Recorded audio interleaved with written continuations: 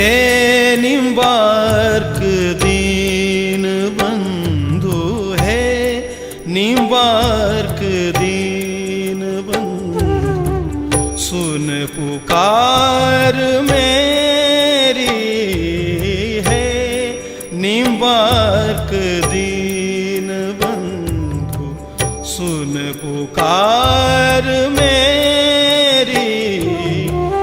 पतितन में पतितनाथ, पतितन में पतितनाथ, शरण आयो तेरी। हे निम्बार्क दीन बंधु, हे निम्बार्क दीन बंधु।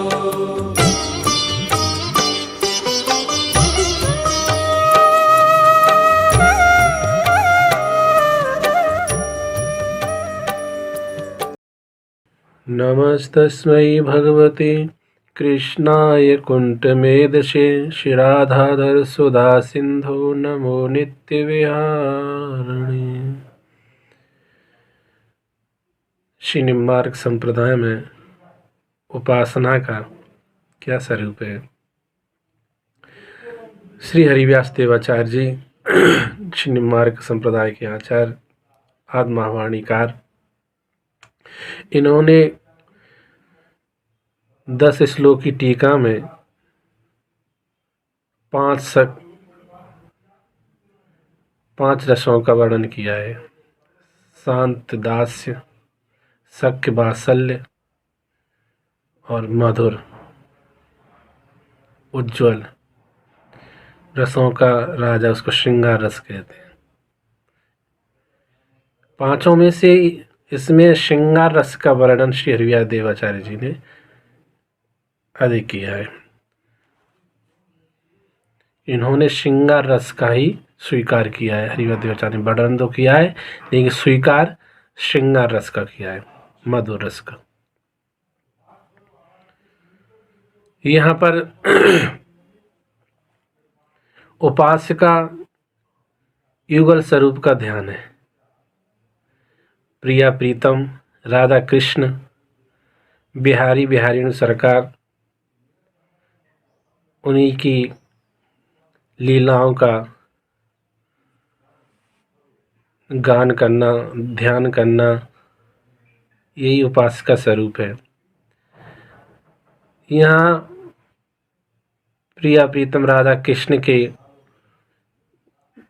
क्रीड़ा विहार लीला में अपना सुख मानना।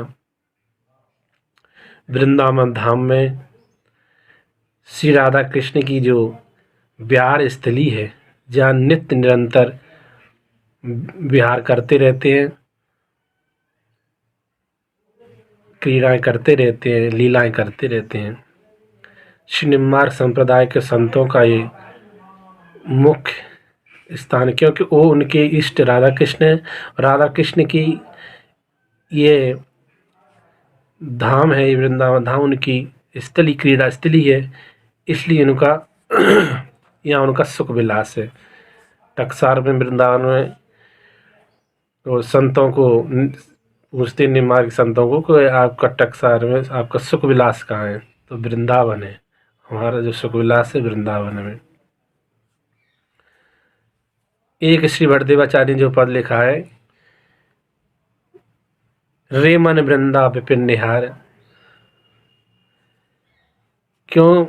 जो वृंदावन में वास करते हैं, जिनने वृंदावन को अपना मान रखा है, जो वृंदावन का प्राण स्वरूप बन गया है, वो वृंदावन से बाहर जाना ही नहीं चाहता है। तो उसके लिए जिसने निष्ठा विश्वास पूर्वक और यहाँ से ना जाने का संकल्प कर लिया है, वृंदावन से मैं बाहर नहीं जाऊँगा, उसके प्रति श्री भट्टदेवाचार्य जी क्या कहते हैं कि रे मन वृंदा विपिन निहार, जदपि कहते यद्यपि मिले कोट चिंतामण तदप न हाथ पसार। अगर उस वृंदावन वास वाले संत से कहा जाए जो वृंदावन का वास कर रहा है वो बाहर ना जा रहा है, उससे कहा जाए कि आपको हम चिंतामणि या आपको ऐसी मणि दे दें जो आप जो चाहें वो मिलेगी, आप वृंदावन से बाहर चलिए। लेकिन वो नहीं चाहता, वो कहता है कि मुझे तीनों लोगों की त्रौती संपत्ति दे दे, फिर भी मैं बाहर वृंदावन से बाहर नहीं जाऊंगा। ये मणियाँ क्या, मैं आप कुछ भी दें लेकिन मैं वृंदावन से बाहर नहीं जाऊंगा। तो वृंदावन अखंड वास करते वो वृंदावन से बाहर जाना नहीं चाहते हैं।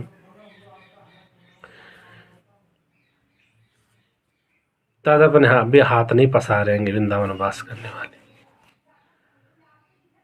सभी वैष्णव भक्तों को, जो वैष्णव भक्त है, संत है, जो वृंदावन वास करना चाहता है, उसमें हमें सहायता करना चाहिए। हम तो वृंदावन वास नहीं कर पा रहे हैं, अगर कोई वृंदावन वास कर रहा है, करना चाहता है, अगर हम पे कुछ बन सके अपनी तरफ से सहायता, तो वृंदावन वास कराने की सहायता करना चाहिए। अगर हम समर्थ हैं, कराने लायक हैं, और वो वृंदावन वास करना चाहता है, हमारी ऐसी हम वृंदावन नहीं कर, ऐसी हमारी परिस्थितियाँ बन जाती कि हम वृंदावन वास नहीं कर पाते, लेकिन कोई वैष्णव भक्त संत कोई अगर वृंदावन वास करना चाहता है तो हमें उसकी सहायता करना चाहिए, क्योंकि हम उसकी सहायता करेंगे तो हमारा भी कुछ पुण्य लगेगा उसमें। किसी वैष्णव भक्त संत को वृंदावन से बाहर ना निकाले। जो वृंदावन वास करना चाहता हो, वो अष्टयाम सेवा करना चाहता हो, उस भक्त को वृंदावन से बाहर ना निकाले। कुछ वैष्णव भक्त पर अगर कुछ गलतियां हो जाती हैं तो उस गलतियों को ठीक करने की बजाय उसे साजिश ना बनाएं। और किसी वैष्णव भक्त पर गलतियां हो गई हैं तो उस गलती को ठीक सच्चाई तक जाएं। वो कहाँ तक सच्चाई है, उस सच्चाई को बाहर निकाल कर को ठीक कराएं, और उसमें ऐसे वैष्णव भक्त को और उसमें साथ ना दें, और जिससे उसका हृदय ठेस लगे। क्योंकि जिस भक्त ने अगर वृंदावन को प्राण स्वरूप मान रखा है, अगर वो वृंदावन से बाहर जाता है, बाहर नहीं जाना चाहता है, आप उसे वृंदावन से बाहर निकाल रहे हैं, मजबूर कर रहे हैं, तो अगर उसने वृंदावन छोड़ा, उसने प्राण ही निकल गए उसके, तो उसका अपराध कौन भुगतेगा। इसलिए किसी वैष्णव भक्त को, संत को इस अपराध में साथ ना दें कि जो वृंदावन वास निकालने के लिए मजबूर ना करें कि वृंदावन वास से निकल कर उसे जाना ही पड़े वृंदावन से। होता सब श्री जी की कृपा से ही, श्री जी कृपा मान के होगा, लेकिन निमित्त ना बने। निमित्त तो किसी न किसी को बनना पड़ता है आगे आकर के। किसी वृंदावन वास काले संत वैष्णव भक्त को निमित्त ना बने, जिस अपराध ना करें कि वो वृंदावन से बाहर निकलने के लिए मजबूर हो जाए।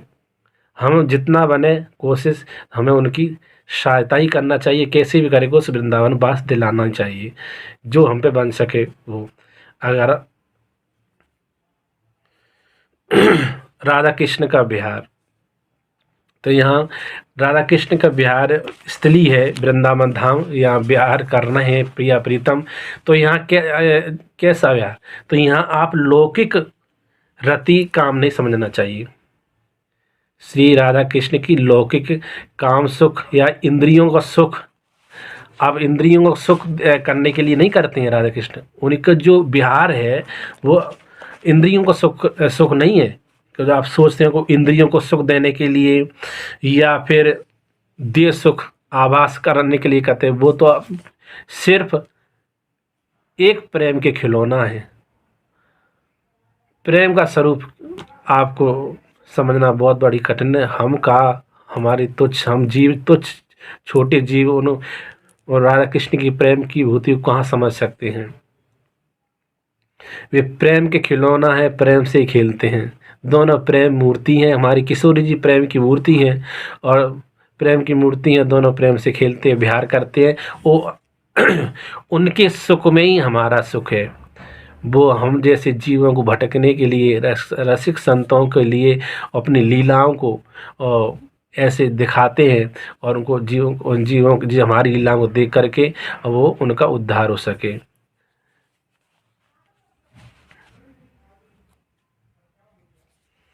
उरज रहे सुरजत नहीं क्यों हूँ, दो जन तन मन मन मन मेल। त्रपत न होत त्रसातुर चितबत, हितु जहाँ हरिप्रिय सहेल। विहार करते समय उमंग बढ़ती है। अभी पूरी रात व्यतीत हो गई विहार करते करते, उन्हें ऐसा लगता है कि हम अभी सोए हैं, मतलब अभी हम सोते जा रहे हैं, पूरी रात ही निकल गई लौकिक रीति से। लेकिन वो लक्षित मतलब वो को तृप्ति नहीं होती है, वो तो ये लगते हमने प्यार किया ही नहीं है, और प्यार में ली देते तत्पर। नित्य निरंतर हम राधा कृष्ण को प्रिया प्रीतम प्यार में लीन देते हैं। हमें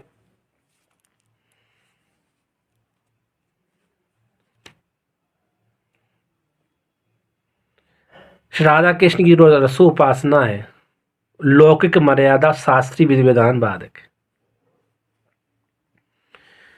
इस विषय में चर्चा हम लौकिक विषय में नहीं लेना चाहिए, राधा कृष्ण की लीलाओं का लौकिक विषय में नहीं लेना चाहिए।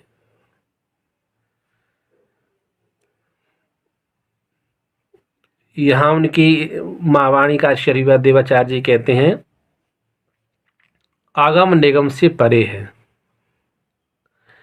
निगम निगम आगम अगम, लहे न सके गुण ग्रंथ, नेम प्रेम ते पर चलो, परम परा को पंथ। परम परा को पंथ। श्री राधा कृष्ण का जो विहार मधुर होने के कारण रसदायक अवश्य है, लेकिन साधना अत्यंत कठिन है। साधना अत्यंत कठिन है, क्योंकि विरक्ति हमारे शरीर से तो आ जाएगी, लेकिन मन से विरक्ति आना बहुत जरूरी है।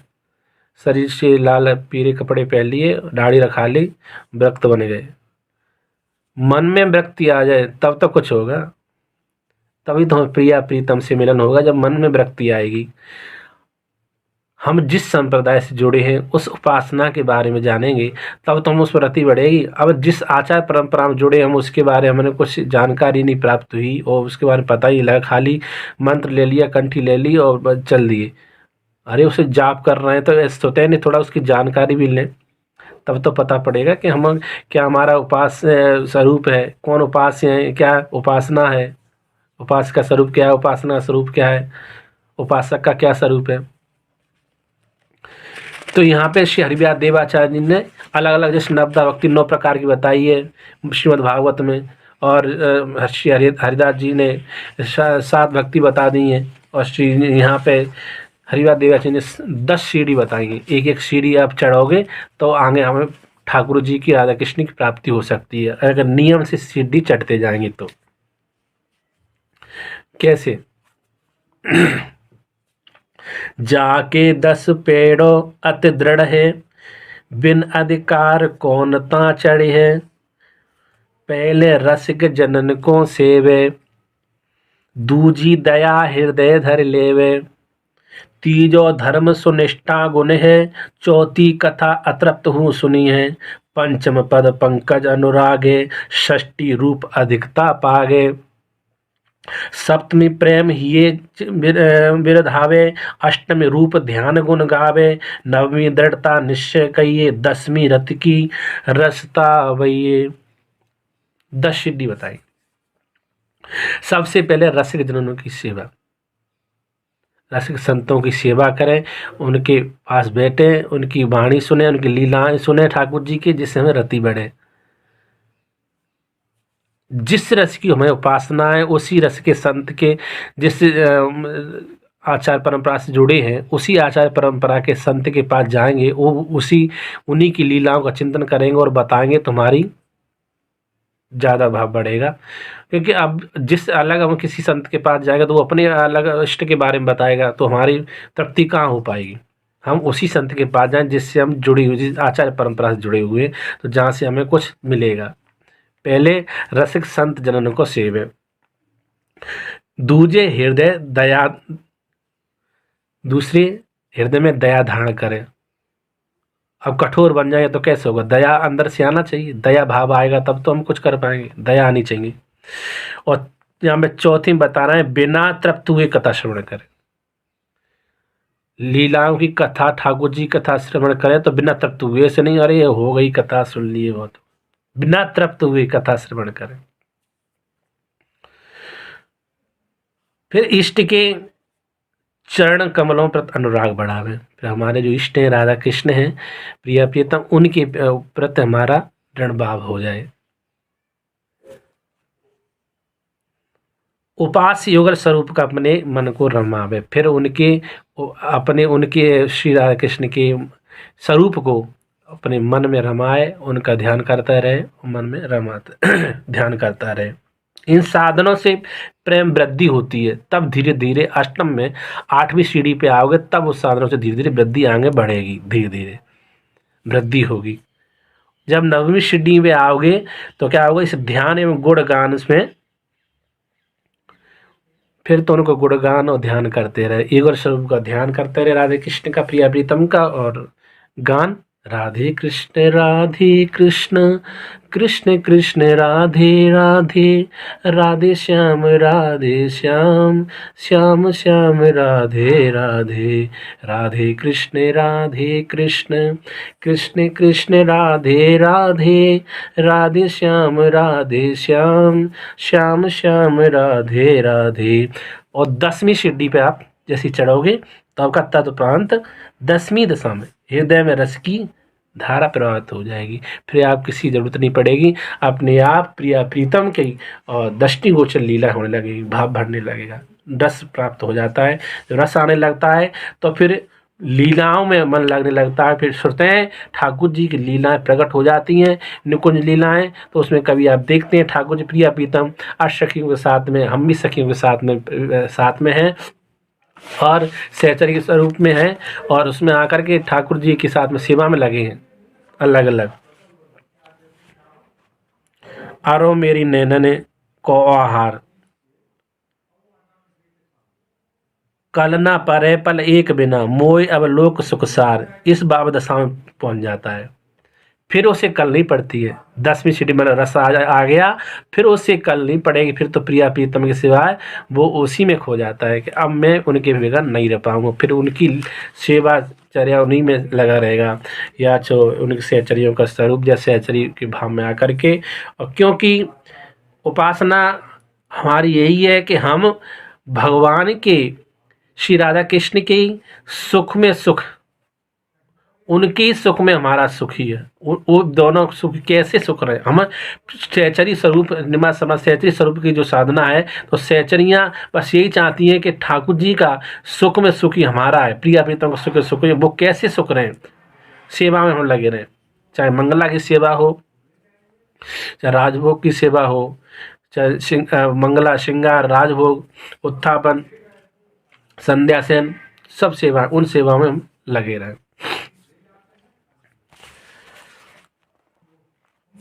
यह वन विहार में बता रहे हैं, लता भवन प्रिय रवन संग मिले, बिलसत रुच सो चैन, मद दिन फूले कमल दलन सो, रच निज सुकरन सेन, सगन विपन ये जो आनंद को, देख परत नहीं गैन, जय श्री भट्ट देख देख दो तन, सुपल करत है नैन। इन लीलाओं के पदों को बार बार पढ़ने से साधक को हृदय में भक्ति का प्रादुर्भाव हो जाता है। उन लीलाओं को हम पढ़ें और सुने और देखें कैसे पढ़ेंगे, फिर उसका चिंतन करेंगे, और जैसे लीला जो चल रही है वो सामने आने लगती है।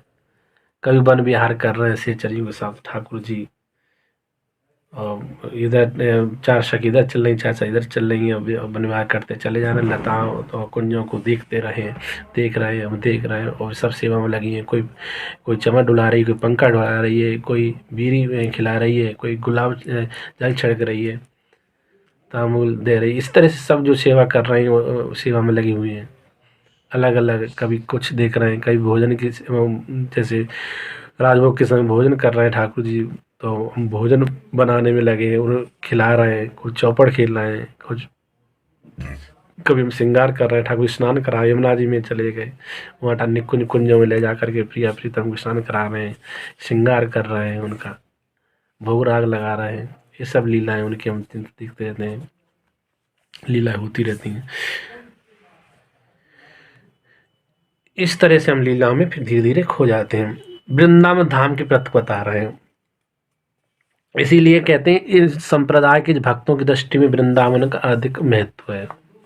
जो वृंदावन में है ना, तो जो निम्मार की जो संत हुए हैं, तो उनको वृंदावन के लिए इसलिए लगाव है कि वो हमारे इष्ट की क्रीड़ा स्थली है, विहार स्थली है, संतों का सुख विलास है। निम्मार के संतों का सुख विलास वृंदावन ही है। तो ये पद है ना, जय जय वृंदावन आनंद मूल, नाम लेत पावत जू प्रणरत, जुगल किशोर देत निज कूल, शरण आय पाए राधा धव, मिटे अनेक जन्म की भूल। कहते हैं नाम लेते ही पाए, जब प्रेम नाम लेते ही उनके राधा कृष्ण नाम लिया और नवरति हो गई। और जब हम यहाँ वास करेंगे तो फिर क्या है, तो लीला स्वतः ही हृदय प्रकट हो जाएंगे। जब नाम लेने से ही रति प्रेम प्रकट हो रहा है, तो जब रहने से वास करेंगे तो लीला अपने आप ही प्रकट होंगी हम लीला में। इस तरह से हमें उपासना और श्री निम्मार संप्रदाय में उपासना स्वरूप यही है, इसी तरह से उपासना करते रहना चाहिए।